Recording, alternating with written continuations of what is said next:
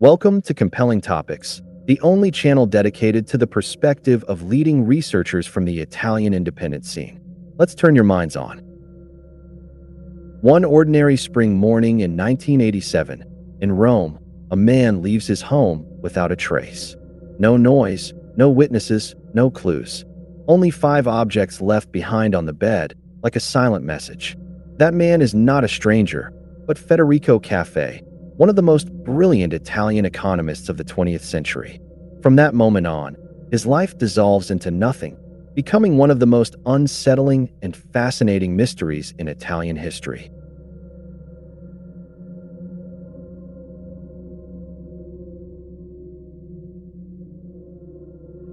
Marco D'Agostino presents the unsolved case of Federico Caffè, a famous Italian economist and highly respected university professor, beloved by colleagues and students alike. Despite his small stature, standing only about 1.5 meters tall, Caffè was an intellectual giant. His economic thought became foundational and served as inspiration for many Italian economists. Yet at 70 years old and approaching retirement, this man disappeared without a trace one April morning in 1987. D'Agostino distinguishes between 2 types of disappearance: people who vanish and people who disappear. Those who vanish cease to exist. In other words, they die. The definitive proof of such a disappearance is the discovery of a body.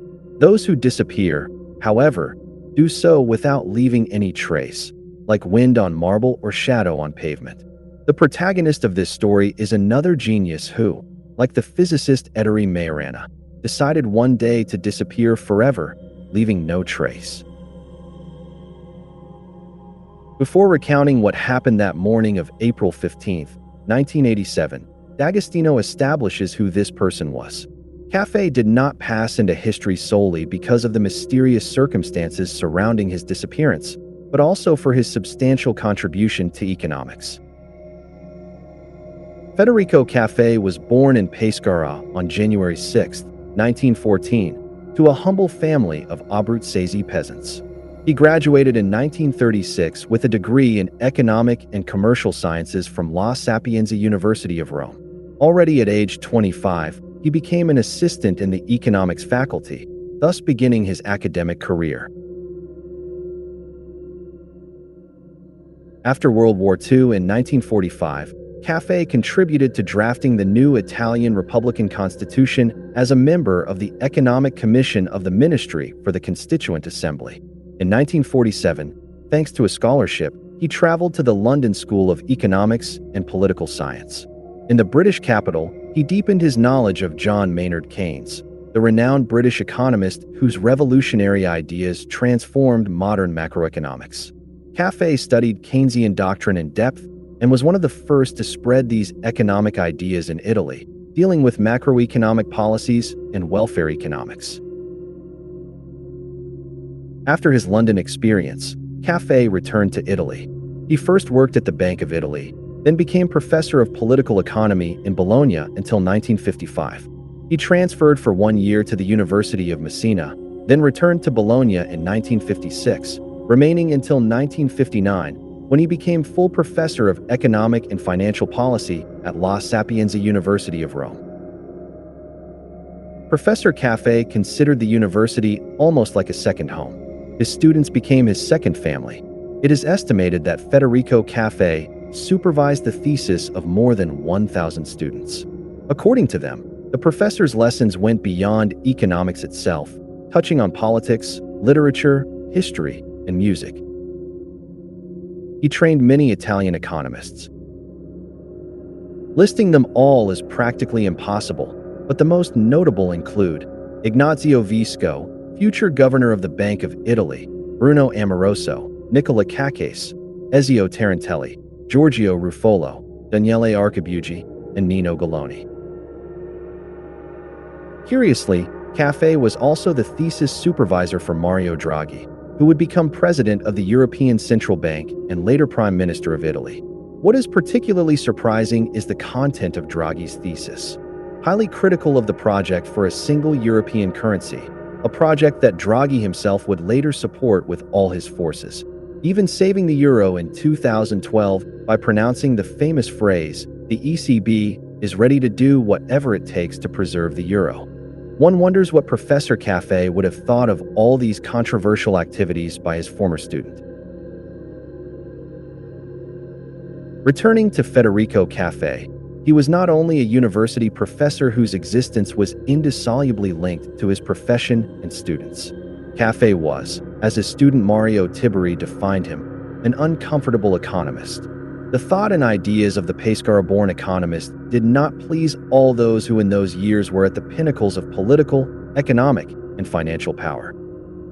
Caffè was an attentive commentator on economic activities in newspapers and magazines, collaborating with two major Italian newspapers representing different political orientations. The professor was very critical of neoliberal society. He believed that capital should pursue workers, not vice versa.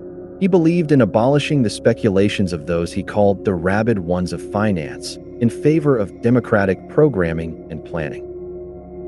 The Keynesian imprint in Professor Caffè's writings is evident, especially in his frequent denunciations of capitalism's instability and in the idea that the state must intervene in the economy, using public spending structurally and not merely in emergencies. Caffè, like Keynes, supported a mixed economic system in which ownership of the means of production is private, but the state makes investments and offers services to citizens. He strongly believed that the state could firmly hold central controls, programming and planning the economy without excluding free enterprise. During the 1970s, Italy experienced a season of great reforms. The Workers' Statute, a landmark law establishing workers' rights, the pension system reform with baby pensions, early retirement schemes, and the agreement on indexing wages to inflation launched a new reformist cycle. However, this cycle did not have a very long life. In this social context, Caffè's ideas clashed with those of another economist in vogue in those years, Franco Modigliani, an Italian-American economist who would win the Nobel Prize in Economics in 1985. The theoretical clash took place during a 1976 conference organized by CESP, the Center for Economic Policy Studies of the Italian Communist Party, dedicated to the theme of economic crisis. Modigliani argued that the government's economic policy choices should be legitimized to rebalance accounts with foreign countries, some sacrifice from workers in exchange for defending employment. Caffè was worried that within the Italian Communist Party the conception of the state as guarantor of social welfare was being obscured. He also warned about the instrumental use of inflation, exploited to achieve political objectives. Caffè called this the strategy of economic alarmism, painting a country on the brink of economic catastrophe to make public opinion believe that regressive, neoliberal reforms would solve all problems. But these appeals were not considered by the Communist Party, which instead supported Modigliani's monetarist and neoliberal theses. The clash between Caffè and Modigliani also occurred on another important theme, The introduction at European level of a semi-fixed exchange rate system, the European Monetary System, EMS. Modigliani supported it. Caffè strongly opposed it. According to Caffè, the EMS represented an instrument to tie the hands of national political and monetary authorities. Moreover, he denounced the costs that countries would pay, especially the weaker classes. The Communist Party, at the parliamentary vote in December 1978, sided against the EMS. But this was not enough. Despite the contrary opinion of the Communists and the abstention of the Socialists, Parliament approved Italy's accession to the EMS. The adoption of the international monetary system had an inevitable consequence: the divorce between the Ministry of the Treasury and the Bank of Italy in 1981. This choice, which Caffè defined as a very serious mistake, initiated the explosion of the debt-to-GDP ratio. Professor Caffè was also opposed to the interference of the European Economic Community in Italian economic affairs. But in the 1980s, throughout the West, there was the rise of a new spirit of capitalism. Those Keynesian theories that Caffè had espoused completely were fading. Politicians like Margaret Thatcher in the United Kingdom and Ronald Reagan in the United States fully represented this change of course. It was precisely for these very courageous, unconventional ideas that Caffè became increasingly marginalized and isolated. After briefly summarizing Federico Caffè as an economist and scholar, D'Agostino turns to April 15, 1987, the date of his mysterious disappearance. Caffè lived at number 42 Via Alberto Cadallo, an elegant street between Monte Mario and La Baldina neighborhoods in Rome. He lived with his brother Alfonso, a literature professor at the Massimo Institute of Rome. Alfonso was 10 years younger than Federico and had been diagnosed with a serious illness. The two lived together, and Federico took care of his younger brother. On the morning of April 15, 1987, a Wednesday, Alfonso woke up shortly before 7 a.m. But in Federico's room, there was no trace of him. In the bed where the professor slept, 5 objects were found: his reading glasses, his watch, his house keys, his passport, and his checkbook. Alfonso became suspicious immediately because his brother Federico, a precise and meticulous type, had left home taking with him neither his keys nor his watch. But Federico was not there. He was not in the house, and none of the neighbors had seen him leave. Alfonso alerted the mobile squad of the Rome police and also all friends, relatives, colleagues, and students of Professor Caffè, who for days combed not only the area where the professor disappeared but the entire city of Rome. But nothing. Federico Caffè could not be found. The capital seemed to have swallowed him, just as the Sicilian physicist Ettore Majorana had been swallowed in 1938 by the Tirrenia ferry carrying him from Palermo to Naples. Caffè's collaborators initially decided to keep the news hidden from the press, but after 6 grueling days of searching, the news was made known to all the media. Daniele Archibugi, one of Professor Caffè's many students, recalled what happened the day of his mentor's mysterious disappearance. That morning at 7 a.m. Alfonso called me because he thought Federico had come to my house. Unfortunately, it wasn't so, but I immediately climbed the hill of Monte Mario where they lived, and from there the search began, first conducted by a sparse group of his students. We were no more than 6 or 7. After 6 very long days in which the news was kept hidden, a choice I did not share, the news was given to the press, and the search was conducted not only by our small group, but by everyone. The searches continued for weeks, for months, but nothing. Caffè could not be found. On August 8, 1998, when the Pescara economist would have been 84 years old, the court of Rome declared his presumed death, which occurred in circumstances not ascertained. But what happened to Federico Caffè? He disappeared into nothing. Yes, but why? Where did he hide himself? What are the various hypotheses that have been advanced over the years? The first hypothesis is suicide. Caffè might have taken his own life. After all, he left home on tiptoe and perhaps went to kill himself in a place not so far from home. But why does the hypothesis of suicide fall among the possibilities?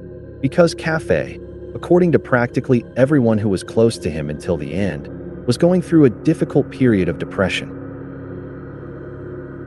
This was due to many dramatic events in the professor's private life, throwing him into total despair. To the illness of his brother Alfonso were added the deaths of the only two women who had been part of his life: his mother Erminia, over 90 years old, and his old nanny Julia. To these family tragedies were added others that struck his lifelong friends and colleagues. Another tragedy deeply touched the professor's soul on March 27, 1985, when a commando of the Red Brigades, a far-left terrorist organization active in Italy during the 1970s and 1980s, killed Ezio Tarantelli, an economist and student of Caffè. Tarantelli had just concluded an economics lecture at La Sapienza when he headed toward his car. Around 12:30 p.m. in the university parking lot, two Red Brigade members struck him full in the face with machine gun shots. The murder related to Tarantelli's role as consultant to CSL, the Italian Confederation of Workers' Unions, in the agreement between government and unions on cutting the automatic wage indexation mechanism, the Decree of San Valentine.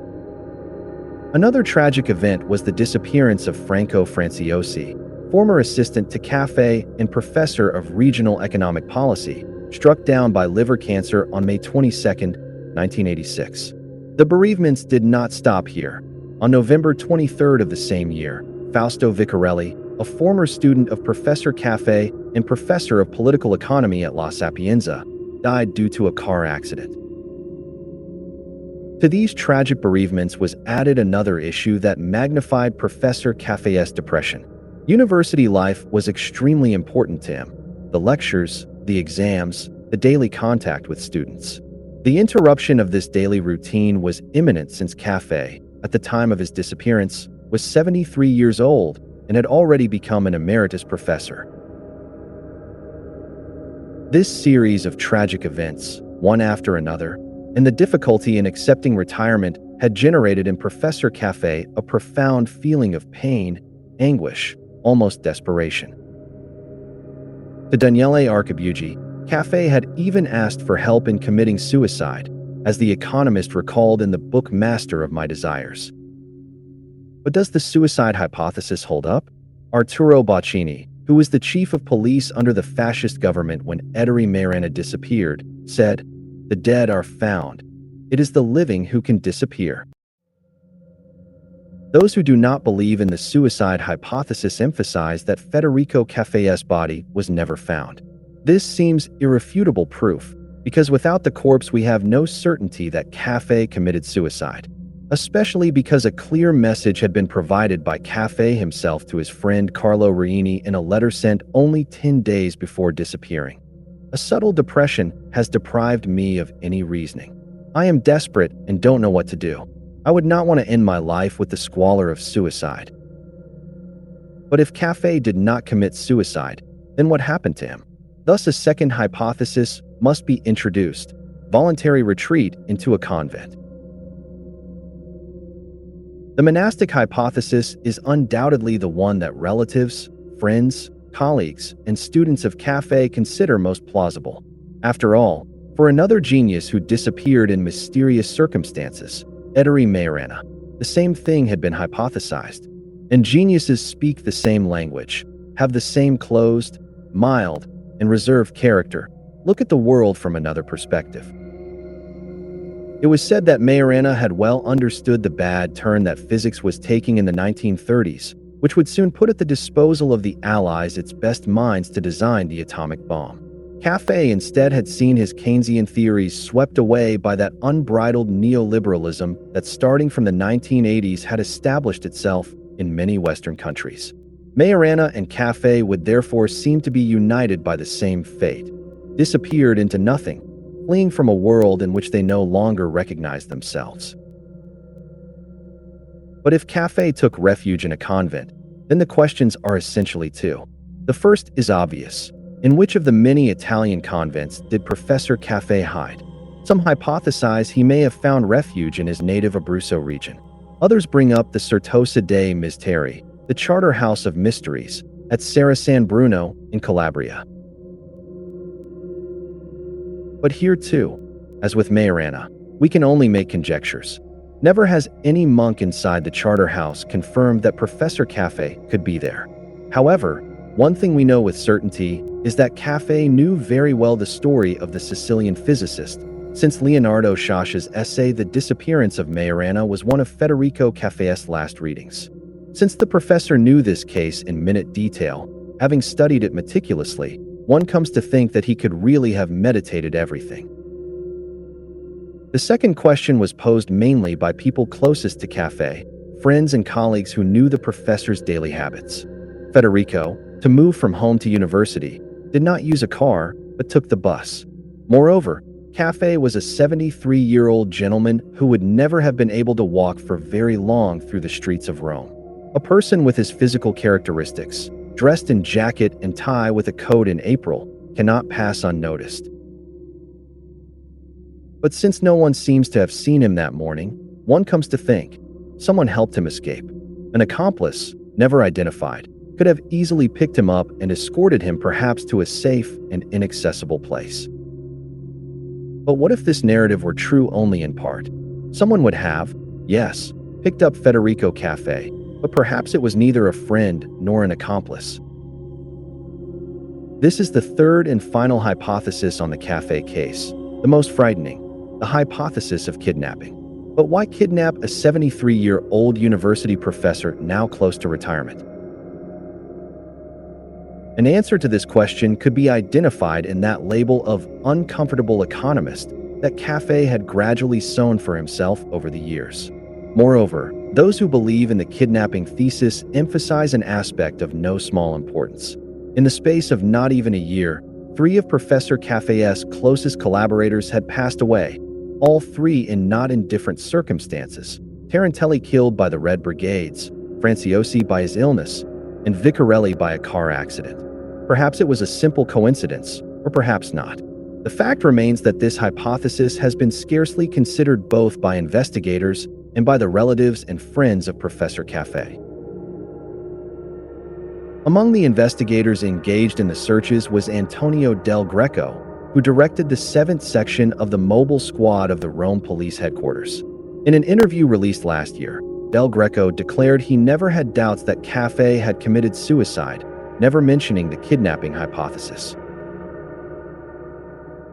Even among the colleagues and most intimate friends of Federico Caffè, no one ever advanced the hypothesis that the professor could have been kidnapped, perhaps by some criminal organization or occult power, because none of them ever had this suspicion. Unfortunately, this too will remain a great mystery. The only collaborator of Caffè who provided more certainties was Bruno Amoroso, professor of international economics at the University of Roskilde in Denmark. A few months before dying, Amoroso published his autobiography entitled Memoirs of an Intruder. In this book, the economist wrote that he had met Professor Caffè after his disappearance, without revealing either the date or the place of the meeting. But this was to be expected.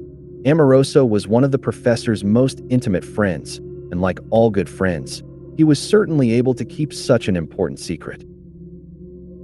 Perhaps the Professor Caffè that Amoroso had met was very different from the one he knew before. Perhaps he was calmer, more serene, and without worries. And perhaps for this reason too, there was no need to reveal where he was. We want to believe Bruno Amoroso was in good faith, and that he protected until the end the last wishes of his master. Today, Federico Caffè would be 110 years old, and the probability that he is still alive is infinitesimal. His research, his studies, his activity as a professor, and obviously his mysterious disappearance have contributed to increasing his myth and popularity. We will never know what became of him, whether he committed suicide, whether he hid in a convent, or whether he was kidnapped.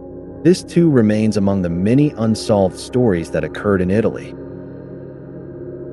That's all for today. See you in the next episode of Monthly Portraits, here on Compelling Topics. I went to